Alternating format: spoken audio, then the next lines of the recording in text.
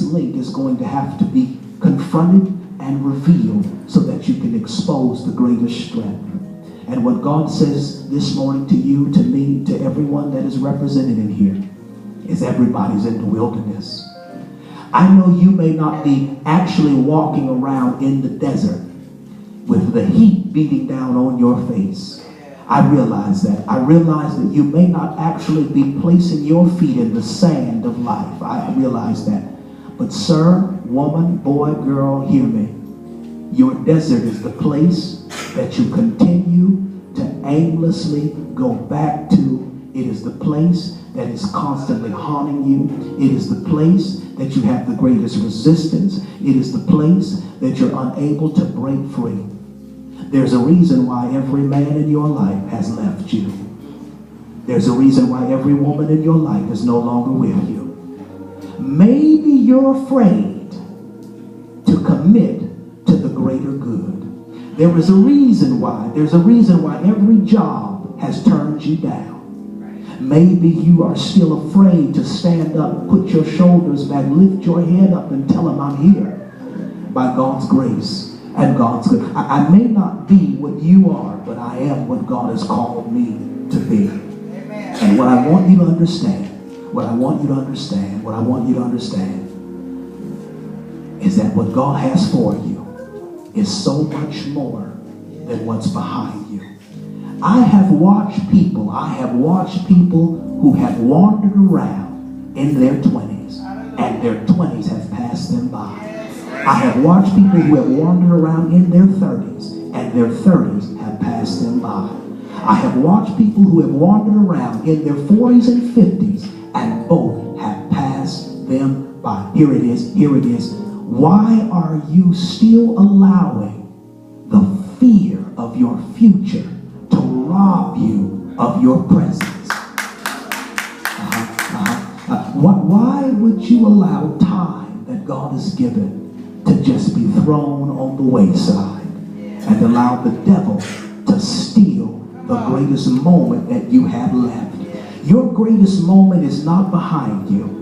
Your greatest moment has nothing to do with what was done to you. Your greatest moment, my brothers and sisters, is before you. And if you cannot see the purpose and where you were, then what God says is find the purpose and who I am. Because the more you know about me, the greater you'll understand where and why you are where you are. Even Jonah, my brothers and sisters, even Jonah had to be thrown off the boat. Jonah could not stay with where he was. Even Jonah had to be tossed into the sea of purpose. And for somebody right now, that just hit you. That just hit you. That just woke you up this morning. That was worth everything it took to get here. That was worth coming all the way from Corpus Christi just to hear that right there. Because what I want you to understand is that God is saying he's not finished with you. He still has more for you. But the problem is fear is holding you back. When are you going to release the fear? When are you going to let it go? The greatest thing that I contributed to this as I reflected on this in the quiet of my own study is I realized that I've been preaching now for over 17 years. I have been preaching.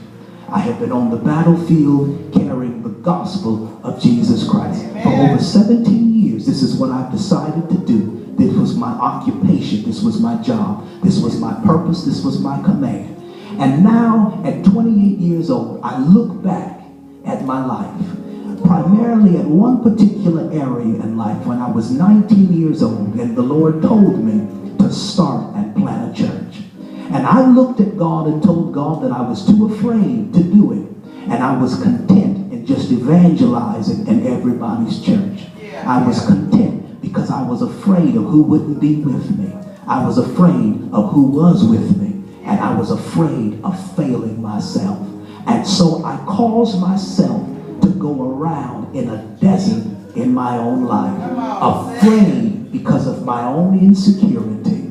I missed probably the greatest moment that God had afforded me. Can I tell you that when I finally came to, just as of recently, and I birthed the ministry, you are the product thereof, the family of faith.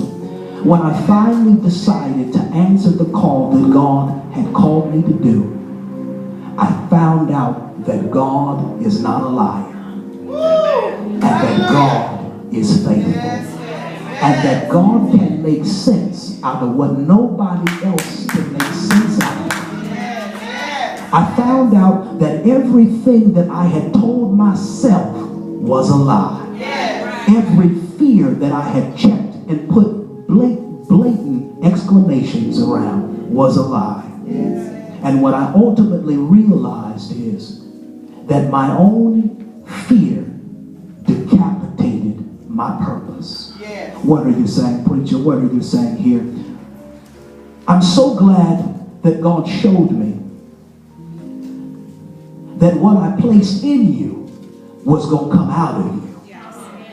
And it didn't matter at 19 if you would have answered the call. I would have placed what I needed in you to bring it out of you. And so you've allowed some time to go by, but I'm still going to bring out of you what I placed in you. Why? Because my purpose is the only thing that matters. And here it is. My brothers and sisters, some of y'all might know this and some of y'all might not. I ended up homeless. Come on, speak about it. Homeless. On the street. No food to eat. Yes. No place to go.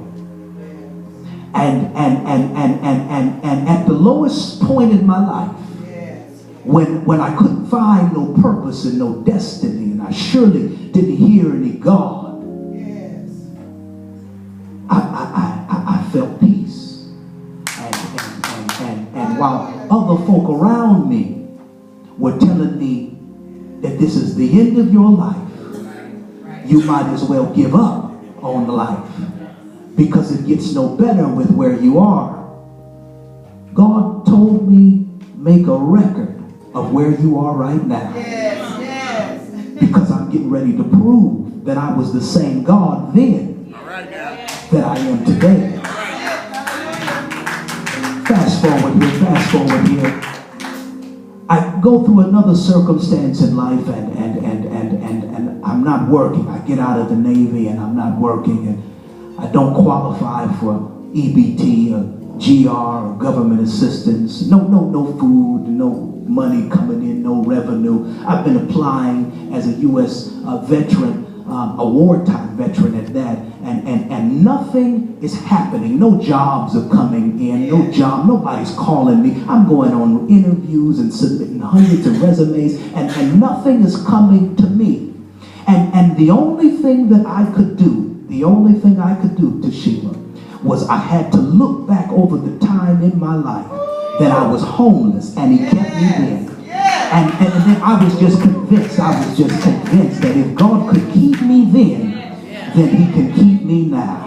And can I tell you what happened? The Lord spoke to me. This is what God said, and this is the whole moral of the story is right here. So I hope you take this with you. God spoke to me and said, listen here, son.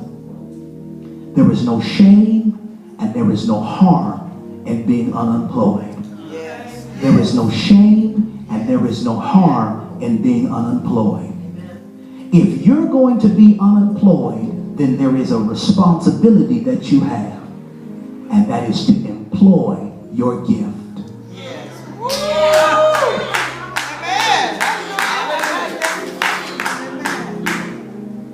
Because I never commanded your job to provide for your need. When I said I was Jehovah Jireh, that's what I meant. I am the Lord that provides for you. And the only way that I can make provision come in famine is when you're occupying and doing that I called you to do. Let me make it real plain for you here.